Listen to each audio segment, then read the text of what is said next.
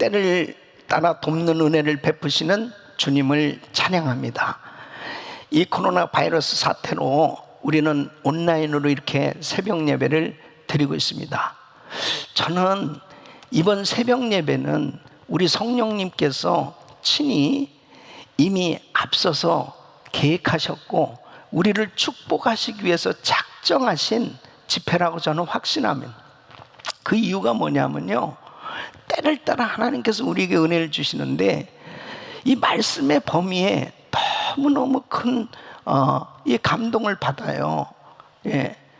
지금이야말로 이 코로나 바이러스 사태로 인해서 정말 엄청난 이 재앙을 만나서 많은 어려움을 겪고 있는 이 고난의 때입니다.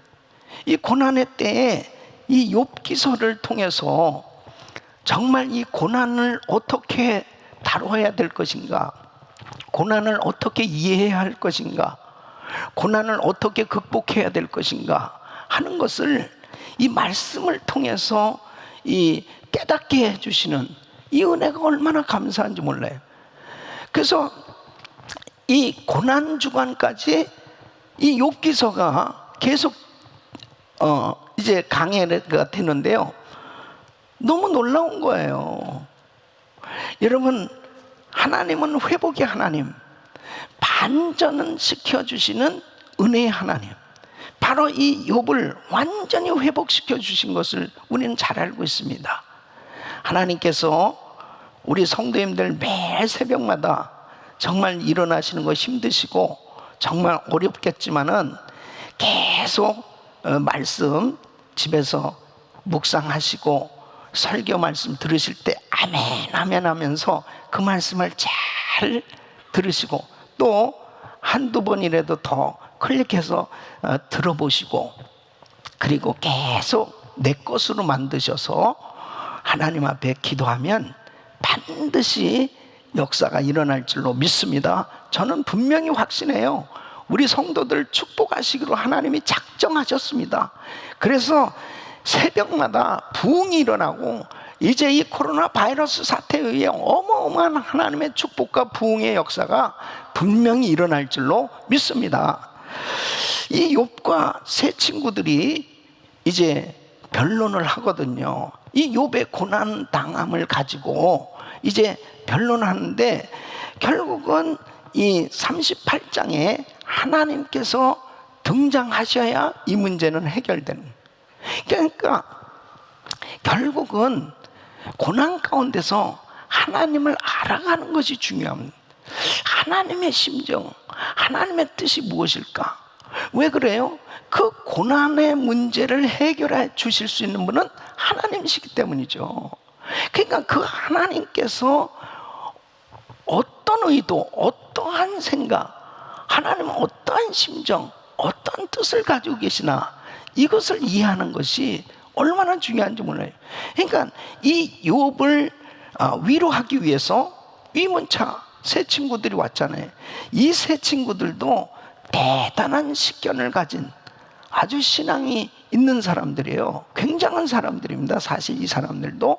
그러니까 이 문제를 가지고 자기들 나름대로의 그 신앙 지식 그런 것을 가지고 지금 욥하고 변론을 하는 거예요. 이 속에서 참으로 우리는 하나님의 그 뜻이 무엇일까 하는 것을 계속해서 기도하면서 그 하나님을 알아갈 때 결국 각자에게 주시는 하나님의 음성이 있고 또 하나님께서 주시는 깨달음이 있을 줄 아면 그 가운데 하나님을 만나는 거예요. 그런 역사가 일어날 수 있기를 예수 이름으로 축원합니다. 그래서 이제 1장과 2장에서는 이 욥이 엄청난 시험과 환난을 당했지만은 입술로 하나님을 원망하지도 않고 범죄하지 않죠. 하나님은 오히려 찬양했습니다. 그 3장에 들어가서는 이제 새 친구들이 와서 일주일 동안 할 말이 없는, 아니 그렇게 어마어마한 정말 축복을 받았던 이 욥, 정말 신앙인인데 어떻게 이렇게 모든 거 다 잃고 정말 얼굴과 온몸이 그냥 괴물같이 그렇게 변해 있는 모습을 보면서 할 말이 없는 거죠. 그냥 할 말을 잊고 그냥 일주일을 같이 지내고 있는. 근데 이제 3장에서는 이 욥이 자기의 생일을 저주하잖아요. 한탄하면서 이제 자기의 속마음을 드러내놓기 시작합니다. 그 얘기를 듣다가 이 엘리바스가 이제 4장에서 이야기를 하죠. 욥이 이렇게 환난을 당한 것은 분명 죄가 있기 때문에 이렇게 환난을 당한 것이 아니냐. 그러니까 바로 회개하고 하나님을 찾아야 이 문제 해결될 수 있다. 이렇게 이제 충고를 하는 겁니다. 그래서 이제 오늘 이 8장에서는 이 빌닷이라는 친구가 이제 어떤 면에서는 이 엘리바스는 좀 더 점잖게 충고를 했다면 이 빌닷은 아주 상당히 직설적으로 강하게 그렇게 충고를 합니다. 너 아들이 그렇게 죽은 것이, 너희 자녀들이 그렇게 죽은 것이 죄 때문인지 그냥 죽은 거냐? 이 뭐 보통 단도직입적으로 이렇게 아프게 이야기하는 게 아니에요. 4절 보면 그랬습니다. 4절. 내 자녀들이 주께 죄를 지었으므로 주께서 그들을 그 죄에 버려두셨나니. 얼마나 마음이 아프겠어요. 그러면서 이렇게 얘기하는 거예요. 그러니까 하나님 앞에 정직하게 회개하면 처음에는 미약했지만 나중은 창대하게 될 수 있지 않냐 말이야. 그러니까 그렇게 자꾸 자기가 순전하다, 자기 자신은 죄가 없다, 이렇게 결백을 주장하지 말고 이제 하나님 앞에 자기의 솔직한 자기의 잘못을 내어놔라, 그렇게 이야기. 그러니까 이제 11절에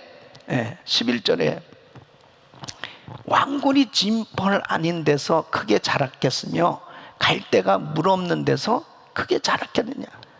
뭐예요? 이거 왕골이라는 것은 이집트에서 나오는 그 종이 만든 파필루스, 그 갈대과죠.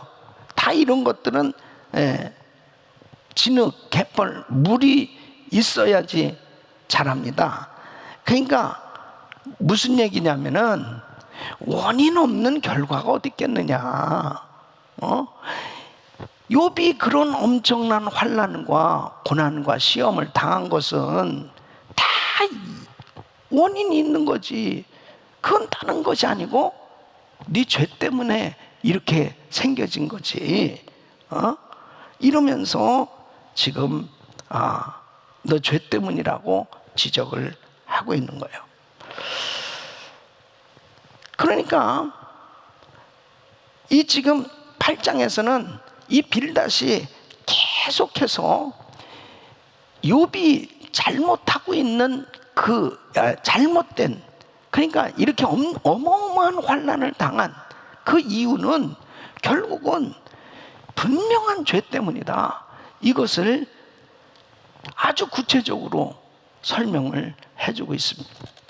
이 9장에 보면은 이제 욥이 빌닷의 이 말을 들으면서 사실 어느 정도 그 논조가 틀린 것은 아니고 나도 그런 부분에 대해서 인정한다. 그래서 이 2절 말씀 보면은 진실로 내가 이 일이 그런 줄을 알거니와 인생이 어찌 하나님 앞에 의로우랴. 맞더라.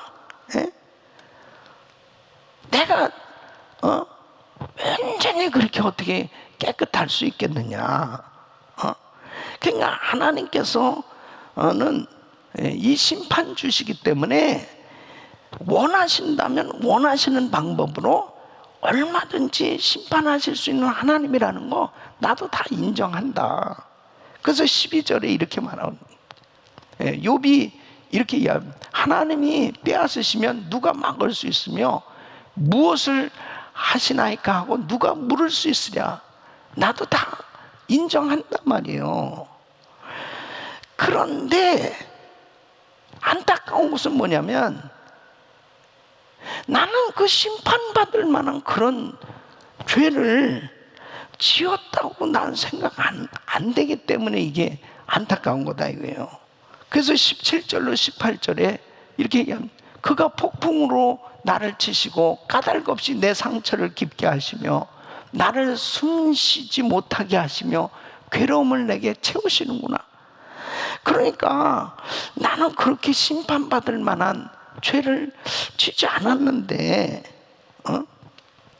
그러니까 21절에 나는 온전하다마는 내가 나를 돌아보지 아니하고 내 생명을 천히 여기는구나. 나는 온전하다마는 욥이 이렇게 표현하고 있는 건 뭐냐면 자기가 완전히 죄가 없기 때문에 온전한 사람이다 그 뜻이 아니고, 그래도 부족하지만은 하나님과 동행하며 살려고 몸부림치면서 그래도 하나님 말씀대로 살아보려고 그렇게 애를 쓰면서 내가 지금까지 살아왔는데 참 내가 답답하다는 거예요.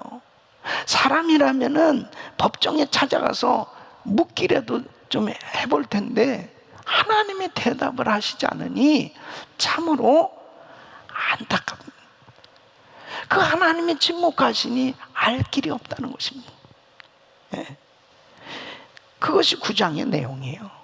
이제 10장에 들어가면 하나님 앞에 다시 호소하는 거예요. 저도요 이 욥기를 읽으면서 진짜 눈물이 나요. 욥은 왜 자기를 이렇게 고통스럽게 하시고 재앙으로 힘들게 살게 하시고 정말 이 고통을 당하고 있는 가운데서 그 이유를 좀 하나님 알게 해주세요. 이유를 좀 알게 해주세요. 제발, 이제는 이렇게 표현합니다. 제발 죽는 때만이라도 좀 편히 죽게 좀 해주시죠. 욥의 고통 이해할 수 있잖아요. 사실 자녀가 다 세상을 떠나고 재산 다 잃어버리고 그리고 자기 머리에서 발끝까지 정말 아주 병도 너무 지저분한 병이에요. 완전히 그냥 그릇 조각으로 막 자기 몸을 긁어야 될 정도 너무 가렵고 너무 온몸이 진물이 나고 막 완전히 괴물같이 돼 있는, 너무너무 고통스러운, 얼마나 아프겠어요. 근데 사실은 이 욥이 당하는 이 고통은요 어떤 면에서는 육신적으로 이렇게 모든 것을 잃어버린 그 아픔도 아픔이지만 그렇게 사랑했던 하나님, 그렇게 경외하면서 하나님을 신실하게 섬기려고 나름대로 노력을 해오면 살았는데 하나님과의 관계가 깨진 것 같기 때문에 그 갖는 그 아픔 있잖아요. 왜 하나님이 나한테 이런 것을 허락하셨을까? 그래서 20절 말씀 보면은 내 날은 적지 아니하니까 그런즉 그치고 나를 버려두사 잠시나마 평안하게 하시되, 21절 보면 내가 돌아오지 못할 땅 곧 어둡고 죽음의 그늘진 땅으로 가기 전에 그리하옵소서. 하나님 그냥 죽는 거라도 좀 편안하게 죽게 좀 해주시죠. 막 이런 호소에 진짜 눈물이 나는 정도로 참 아픈 그런 상황입니다. 저는 오늘 우리 성도님들과 함께 이 한 구절 나누고 싶은 말씀은 10장 2절 말씀입니다. 10장 2절. 자, 우리 큰 목소리로 같이 읽습니다. 시작. 내가 하나님께 아뢰오리니 나를 정죄하지 마시옵고 무슨 까닭으로 나와 더불어 변론하시는지 내게 알게 하옵소서. 신앙생활을 잘 하더라도 고난당할 때가 있죠. 근데 고난이 점점 길어지면요, 참 마음이 흔들릴 때가 있는 거예요. 처음에는 뭔가 참 믿음으로 잘 견디다가 어느 정도 시간이 지나면 마음이 무척 힘들어질 수밖에 없는 거죠. 그게 연약한 인간이죠. 더군다나 이 욥의 친구들이 지금 계속 뭐라고 얘기해요? 당신 죄가 있기 때문에 이렇게 된 거 아니냐? 이 죄에 대한 것을 계속 정죄를 당하니까 이제 이 욥도 말씀을 자꾸 듣다 보니까 혼란스러운 거죠. 네. 그래서 하나님께 아뢰오되 나를 정죄하지 마시옵고 이런 표현을 하잖아요. 네? 그러니까 정말 하나님의 뜻을 알고 싶다는 거예요. 그래서 나와 더불어 변론하시는지 내게 알게 하옵소서. 여러분, 저는 지난 시간에 하나님께서 주시는 이 신호에 대한 말씀을 전했어요. 그러니까 이런 어려움을 당하게 됐을 때 하나님의 사인, 하나님이 주시는 이 신호를 바로 이해해야, 바로 포착해야 문제가 해결될 수 있는 거거든요. 그러니까 지금 이 욥도 계속해서 하나님 좀 알게 해주시죠. 자기는 도무지 모르겠다는 거지. 나에게 왜 이런 엄청난 환난과 시험이 왔는지 도무지, 자꾸 이 친구들은 죄 때문이라고 그러는데 그게 도무지 이해가 안 된다는 거예요. 예. 7절 말씀 보면 그렇습니다. 주께서는 내가 악하지 않은 줄을 아시나이다. 예? 주님 아시잖아요. 예? 아니, 물론 저도 일반적으로 악인들이 형통치 못하고 그들의 죄악으로 죽는다는 거 알아요. 하나님은 창조주시고 심판하실 권한과 능력도 있으시기 때문에 하나님은 그렇게 죄는 미워하셔서 벌하신다는 거 알아요. 그런데 주님 아시잖아요. 제가 얼마나 정말 하나님 잘 믿어보려고, 그리고 바르게 섬겨보려고 애를 쓴 거 주님 아시잖아요. 그러니 답답합니다. 좀 알게 해주시죠. 이렇게 호소하고 있는 겁니다. 여러분, 물론 죄로 인한 고난을 당할 때가 있어요. 그런데 우리는 이 고난을 당하는 것에 대해서 성경에서 이 고난을 하나님께서 어느 때 허락하시냐, 이것을 잘 이해하는 것이 중요합니다. 첫째는 하나님은 우리에게 이유를 알 수 없는 고난도 허락하실 때가 있어요. 자, 예를 들면 다윗이 기름 부음을 받았어요. 사무엘 선지자를 통해서 장차 왕이 될 것을 이세 아들들 가운데 하나를 택해서 기름을 부어라. 그래서 다윗이 기름을 부음을 받았어요. 근데 그때부터 계속 고난입니다. 뭐 골리앗을 쳐 죽이고 장군이 되고 그렇게 나라를 위해서 혁혁한 공헌을 했는데도 이 사울 왕이 이유 없이 죽이려고 그러는 거예요. 그게 10년 동안 고난을 당했습니다. 물론 나중에 밧세바와 간음죄를 저질러서 아들 압살롬이 반란을 저지르고 뭐 이런 여러 가지 일들로 인한 그런 고난도 있었지만, 사실 사울에게 당한 고난은 정말 이유를 몰랐을 거예요. 다윗에게 있어서는 정말 너무너무 안타까운 거죠. 왜 저 사람이 나를 이렇게 미워하지? 왜 나를 이렇게 죽이려고 그러지? 나는 어떻게든지 나라를 위해서, 왕을 위해서 그렇게 잘했는데. 여러분, 다니엘이 당한 고난 보세요. 다니엘은 하루 3번씩 예루살렘 향해서 기도한 거예요.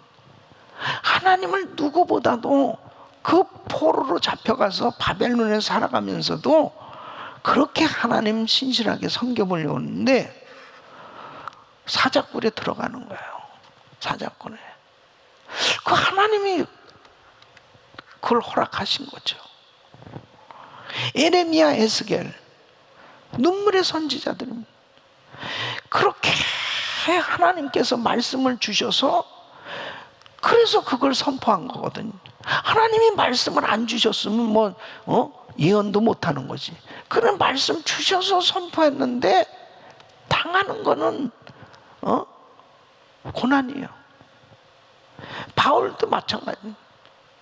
그렇게 하나님이 부르셔서 복음 전도자로 세우셨으면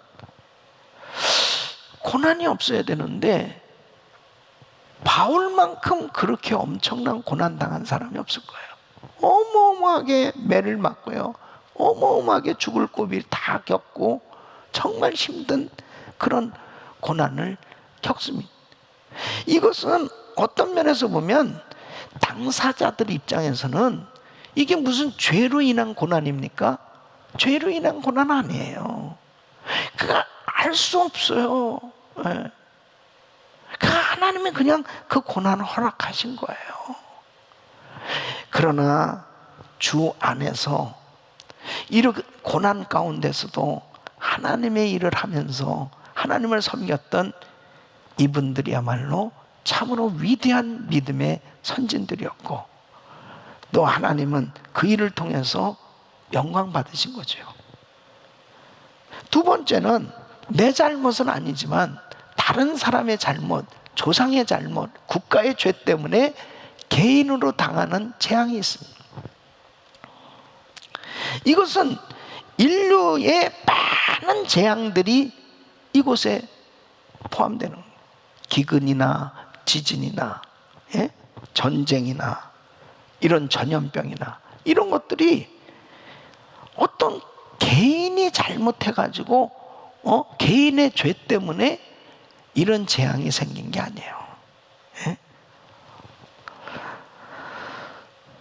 사실 6.25 전쟁 통해서 우리 민족은 엄청난 희생을 치렀습니다. 물론 김일성의 잘못된 전쟁 도발로 인해서 이런 일이 생겨졌죠. 그러나 이 백성들은 그냥 알지도 못하고 엄청나게 희생을 당한 거예요. 물론 그 안에 기독교인도 있잖아요. 여러분, 이번 코로나 바이러스도 마찬가지입니다. 이 코로나 바이러스로 온 세계가 고통을 당할 때 사실 어떤 특정한 개인의 잘못이라고 할 수는 없어요. 이런 코로나 바이러스로 인해서 사업 문을 닫고 또 개인이 병으로 고통을 당하고 직장을 잃고 진짜 어려운 일들을 우리는 그냥 속수무책으로 당하고 있는 거예요. 여러분, 앞으로 이 많은 말세에는 이런 재앙들이 있죠. 이런 재앙들을 당할 때 그냥 당할 수밖에 없는 거예요. 이것이 어떤 한 개인의 잘못 때문에 이런 일이 생겨진 것이 아니죠. 세 번째는 하나님은 하나님의 목적, 뜻을 이루시기 위해서 고난을 허락하십니다. 예를 들면 하나님께서 히브리 민족을 아브라함에게 약속하신, 내가 너로 큰 민족을 이루게 해주겠다 하는 그 약속을 이루시기 위해서 하나님은 요셉을 이집트로 보내신 거예요. 근데 그 요셉은 애굽으로 가게 될 때 당하는 그 엄청난 고난, 그것을 하나님이 허락하셨습니다. 형들이 자기를 죽이려고 웅덩이에 던지지를 않나. 그 다음에 상인들을 통해서 애굽으로 팔았습니다. 보디발 가정에서 살다가 그곳에서 또 정말 억울한 누명을 쓰고 옥살이도 합니다. 이런 모든 과정들, 왜 하나님이 요셉에게 이런 고난을 허락하셨어요? 결국은 하나님의 목적과 뜻을 요셉을 통해서 이루시기 위해서. 그래서 창세기 45장 5절에 보면 결국 요셉이 국무총리가 됐잖아요. 그래서 이제 형제들을 만나게 됐죠. 그때에 이 형제들은 벌벌 떨면서 요셉 앞에서 안절부절이죠. 그때 요셉이 이렇게 말하는, 당신들이 나를 이곳에 팔았다고 해서 근심하지 마소서, 한탄하지 마소서. 하나님이 생명을 구원하시려고 나를 당신들보다 먼저 보내셨나이다. 그러니까 참 이 요셉은 정확하게 하나님의 뜻을 알았기 때문에 그 가운데서 자기가 어떤 그 마음을 하나님에게 온전히 고정하고 있었기 때문에 자기 감정을 잘 컨트롤할 수 있었던 거예요. 여러분, 욥도 마찬가지잖아요. 욥도 지금 정말 이렇게 어마어마한 재앙을 당하는 이런 상황 속에서 지금 자기는 이유를 모르는 거예요. 내가 왜 이렇게 고난을 당하고 있나? 이유를 모르는 거예요. 이 개인에게 있어서만큼은, 이 욥 개인에게 있어서만큼은 가장 고통스러운 그런 순간입니다.